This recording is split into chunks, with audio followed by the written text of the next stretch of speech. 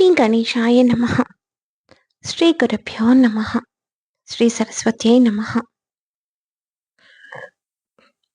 పరమ శివభక్తాగ్రణి రావణకృత శివతాండవ స్తోత్రం word by word, తర్వాత ట్యూన్లో కూడా. జటాటవీ గలజ్జల ప్రవాహ పావితస్థలే గలేవలంబ్యలంబితాం భుజంగతుంగమాలికాం ఢమఢమఢమఢమన్నినాదవడ్డమర్వయం చకార చండతాండవం తనోతు నః శివః శివం. జటాకటాహ సంభ్రమ భ్రమన్నిలింప నిర్ఝరీ విలోల వీచి వల్లరి విరాజమానమూర్ధని ధగద్ధగద్ధగజ్వలల్లలాటపట్టపావకే కిశోర చంద్రశేఖరే రతిః ప్రతిక్షణం మమ. ధరాధరేంద్రనందిని విలాసబంధుర స్ఫురద్దిగంత సంతతి ప్రమోదమానమానసే కృపాకటాక్షధోరణి నిరుద్ధదుర్ధరాపది క్వచిద్దిగంబరే మనో వినోదమేతు వస్తుని.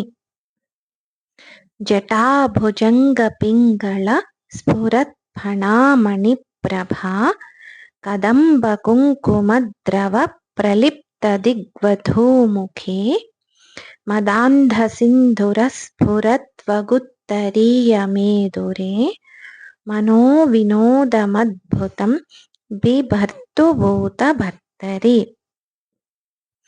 సహస్రలోచన ప్రభృత్యశేషలేఖశేఖర ప్రసూనధూళిధోరణి విధూసరాంఘ్రిపీఠభూః భుజంగరాజమాలయ నిబద్ధజాటజూటకః శ్రియై చిరాయ జాయతాం చకోరబంధుశేఖరః. లలాటచత్వరజ్వల ధనంజయస్ఫులింగభా నిపీతపంచసాయకం నమన్నిలింపనాయకం సుధామయూఖలేఖయా విరాజమానశేఖరం మహాకపాలిసంపదే శిరోజటాలమస్తు నః. कराळफालपट्टिक धगद्धगद्धगज्वलद्धनञ्जयाहुतीकृत प्रचण्डपञ्चसायके धराधरेन्द्रनन्दिनि कुचाग्रचित्रपत्रक प्रकल्पनैकशिल्पिनि त्रिलोचने रतिर्मम. नवीनमेघमण्डलि निरुद्धदुर्धरस्फुरत् कुहूनिशीधिनीतमः प्रबन्धबद्धकन्धरः निलिम्पनिर्झरीधरस्तनोतु कृत्तिसिन्धुरः कलानिधानबन्धुरः श्रियं जगद्दुरन्धरः. प्रफुल्लनीलपङ्कज प्रपञ्चकालिमप्रभा वलम्बिकण्ठकन्दलीरुचिप्रबद्धकन्धरं स्मरच्छिदं पुरच्छिदं भवच्छिदं मखच्छिदं गजच्छिदान्धकच्छिदं तमन्तकच्छिदं भजे.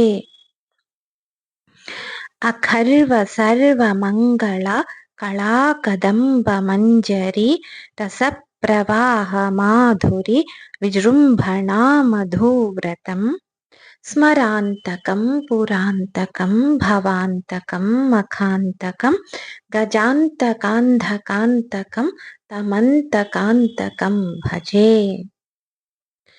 जयत्वदभ्रविभ्रम भ्रमद्भुजङ्गमस्वसन् विनिर्गमत्क्रमस्फुरत् कराळफालहव्यवाट् धिमिद्धिमिद्धिमिध्वनन् मृदङ्गतुङ्गमङ्गल ध्वनिक्रमप्रवर्तित प्रचण्डताण्डवः शिवः. दृशद्विचित्र नेत्रतल्पयोर्भुजङ्गमौक्तिकस्रजोर्गरिष्ठरत्नलोष्टयोः प्रजामही महेन्द्रयोः समः प्रवृत्तिकः कदा सदाशिवं भजाम्यहम्। कदा निलिम्पनिर्झरि निकुञ्जकोटरे वसन् विमुक्तदुर्मतिः सदा शिरस्थमञ्जलिं वहन् विलोललोललोचनो ललामफाललग्नकः शिवेति मन्त्रमुच्चरन् कदा सुखी भवाम्यहम्। इमं हि नित्यमेव मुक्तमुत्तमोत्तमं स्तवं पठन् स्मरन् ब्रुवन्नरो विशुद्धिमेति सन्ततं हरे गुरौ सुभक्तिमासु याति नान्यथा गतिं विमोहनं हि देहिनां सुशङ्करस्य चिन्तनम्। पूजावसानसमये दशवक्त्रगीतं यः शम्भुपूजनपरं पठति प्रदोषे तस्य स्थिरां रथगजेन्द्रतुरङ्गयुक्तां लक्ष्मीं सदैव सुमुखीं प्रददाति शम्भुः।